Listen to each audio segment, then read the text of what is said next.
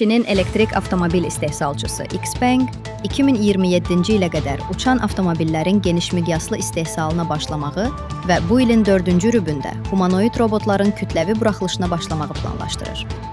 Az24 Reuters agentliyinə istinadla xəbər verir ki, şirkətin prezidenti Brian Gu'nun sözlərinə görə, XPeng uçan avtomobillər üçün artıq 7000-dən çox sifariş alıb və bunların əksəriyyəti Çindəndir.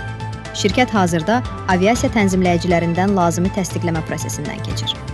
Gu həmçinin Almaniyanın Volkswagen avtomobil istehsalçısı ilə əməkdaşlığın böyük potensialını qeyd edib. Mart ayında Alman şirkəti XPeng ilə birgə hazırlanmış ilk elektromobilin seriyalı istehsalına başlayıb. Şirkət bu il Çinin cənubundakı Quanzhou şəhərində robotaksi sınaqlarına başlamağı planlaşdırır.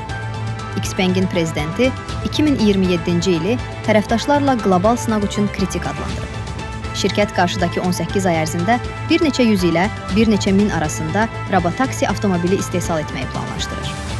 İlkin mərhələdə humanoid robotlar müştəri xidmətlərində, qəbul işçiləri və satış məsləhətçiləri kimi istifadə ediləcək. Şirkət rəhbərliyinin fikrincə, uzunmüddətli perspektivdə robototexnika miqyas baxımından avtomobil sənayesini üstələyə bilər. Humanoid robotların həyatımızda getdikcə daha çox tətbiq olunduğunu görəcəyik, deyə Brian Gu vurğulayıb.